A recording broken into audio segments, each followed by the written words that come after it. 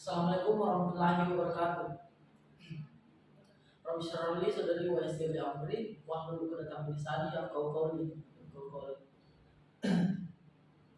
Baik, sebelumnya perkenalkan kami dari kelompok 9 yang akan memaparkan materi kelompok 9, yaitu yang berjudul atau bertemakan pola dasar manajemen syariah.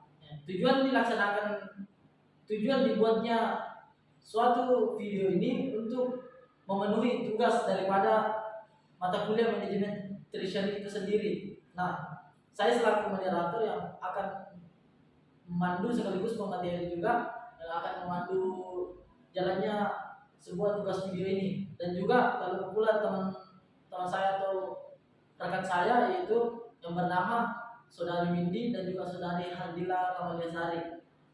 Nah, selanjutnya untuk mengefisienkan waktu, langsung saja ke poin A, definisi manajemen dalam Islam. Waktu dan tempat saya persilakan kepada pemateri pertama, Saudari Windy. Baik, terima kasih atas kesempatan yang diberikan. Langsung saja di sini saya akan menjelaskan mengenai definisi manajemen dalam Islam dan paradigma manajemen bank syariah. Yang pertama yaitu definisi manajemen dalam Islam. Manajemen dalam bahasa Arab disebut dengan idarah.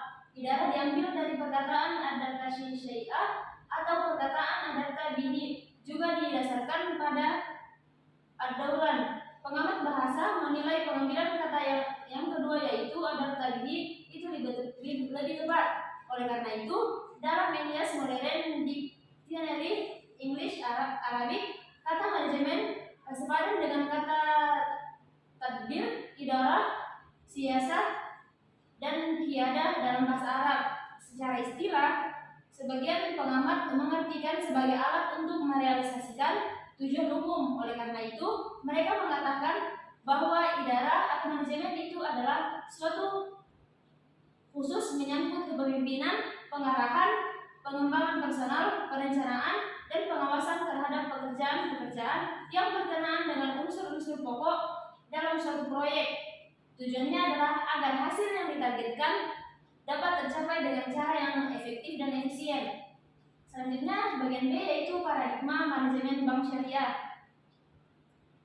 Perubahan lingkungan yang akan datang terjadi mendesak manajemen untuk membuka diri pada dampak perubahan lingkungan, eksternal dan transformasi visi, misi, dan strategi, serta adaptasi kultur, struktur, dan sistem. Perubahan ini membentuk keterbukaan manajemen secara keseluruhan untuk menggapainya.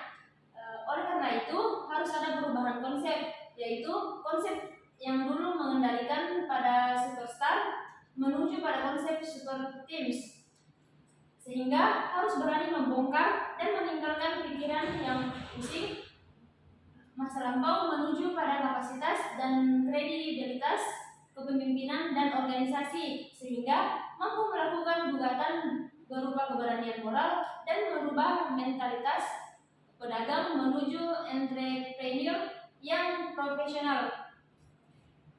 Baik, mungkin itu saja yang dapat saya sampaikan. Saya kembalikan ke saudara Edi Baksa.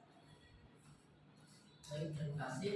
Selanjutnya materi bagian C, yaitu dasar-dasar manajemen Islam yang akan sedikit dipaparkan oleh saya. Nah, bagian C, dasar-dasar manajemen Islam. Yang pertama itu keadilan. Kata kunci yang digunakan dalam Al-Quran dalam menjelaskan konsep keadilan adalah adil dan qist. Adil mengandung pengertian sawiyat dan juga mengandung makna zulm dan jawr atau kejahatan dan penindasan. Qist mengandung makna distribusi, angsuran, jarak yang merata.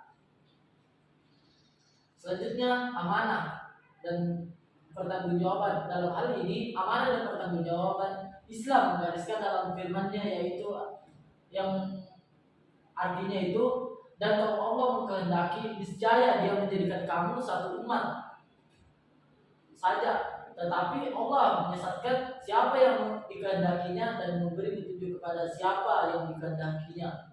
Dan sesungguhnya kamu akan ditanya tentang apa yang telah kamu jelaskan. Quran surah An-Nahl ayat ke-93. Selanjutnya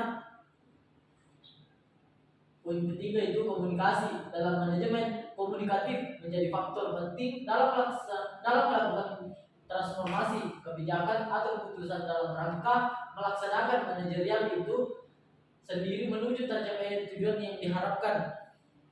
Begitu pentingnya komunikasi dalam manajemen sehingga bentuk komunikasi tersebut disampaikan dengan tepat. Selanjutnya pada poin bagian D, prinsip manajemen dalam syariat Islam. Nah, yaitu prinsip amar ma'ruf nahi munkar. Yang kedua itu kewajiban menegakkan kebenaran. Yang ketiga itu kewajiban menegakkan keadilan. Dan yang terakhir itu kewajiban menyampaikan amanah. Ya mungkin itu saja yang dapat saya sampaikan. Untuk materi selanjutnya itu saya persilakan kepada saudari Handila Kamalasari. Udahnya saya persilakan. Baik, selanjutnya itu bagian E, tujuan manajemen syariah. Seperti yang telah dipaparkan di atas, tujuan manajemen syariah yaitu berbentuk badan usaha swasta, badan yang bersifat publik ataupun lembaga-lembaga sosial kemasyarakatan tentu mempunyai suatu tujuan sendiri yang merupakan motivasi dari pendirinya. Manajemen di dalam suatu badan usaha baik industri, niaga dan jasa tidak terkecuali jasa perbankan didorong oleh motif mendapatkan keuntungan atau profit. Untuk mendapatkan keuntungan yang besar, manajemen haruslah diselenggarakan dengan efisien. Sikap inilah yang harus dimiliki oleh setiap perusahaan dan manajer dimanapun mereka berada, baik di dalam organisasi bisnis, pelayanan publik maupun organisasi sosial kemasyarakatan. Perbedaannya hanyalah falsafat hidup yang dianut oleh masing-masing pendiri atau manajer badan usaha tersebut. Selanjutnya itu bagian F, yaitu unsur-unsur manajemen syariah dan implikasinya di bank syariah. Jadi di dalam unsur-unsur manajemen syariah dan implikasinya di bank syariah itu terdapat dua unsur, yaitu perencanaan dan perencanaan organisasi. Nah, di bagian perencanaan itu ada beberapa unsur. Yang pertama, forecasting. Nah, forecasting ini adalah suatu peramalan usaha yang sistematis yang paling mungkin memperoleh sesuatu di masa yang akan datang dengan dasar penaksiran dan penggunaan perhitungan yang rasional. Selanjutnya yaitu bagian objektif, adalah nilai yang akan dicapai atau diinginkan oleh seseorang atau badan usaha. Untuk mencapai tujuan itu, dia bersedia untuk memberi pengorbanan atau usaha yang wajar agar nilai-nilai itu terjangkau. Selanjutnya itu policies. Nah, dapat diartikan sebagai suatu pedoman pokok yang diadakan oleh suatu badan usaha untuk menentukan kegiatan yang berulang-ulang. Suatu policies dapat dikenal dengan dua macam sifat, yaitu yang pertama merupakan prinsip-prinsip dan yang kedua sebagai aturan untuk kegiatan-kegiatan. Selanjutnya itu program adalah sederetan kegiatan digambarkan untuk melaksanakan policies. Program ini merupakan rencana kegiatan yang dinamis yang biasanya dilaksanakan secara bertahap dan terikat dengan ruang dan waktu. Selanjutnya itu schedule adalah pembagian program yang harus diselesaikan menurut aturan-aturan waktu tertentu. Dalam kaidah terpaksa schedule berubah, tetapi program dan tujuan tidak berubah. Selanjutnya itu prosedur adalah suatu gambaran sifat atau metode untuk melaksanakan suatu kegiatan atau pekerjaan. Perbedaan dengan program adalah program menyatakan apa yang harus dikerjakan, sedangkan prosedur berbicara tentang bagaimana mekanismenya. Selanjutnya itu budget adalah suatu taksiran atau perkiraan biaya yang harus dikeluarkan oleh pendapatan yang diharapkan diperoleh di masa yang akan datang. Selanjutnya yaitu perencanaan organisasi. Nah, perencanaan organisasi bank adalah pengelompokan yang logis dari kegiatan-kegiatan bank menurut hasil ini dicapai yang menentukan dengan jelas tanggung jawab dan wewenang atas suatu tindakan. Adapun pendekatan yang lazim dalam menetapkan organisasi itu adalah yang pertama pendekatan fungsional, kemudian pendekatan pasar, dan fungsi staf. Selanjutnya itu pengawasan. Ada beberapa hal yang perlu diperhatikan dalam kegiatan dengan pengawasan.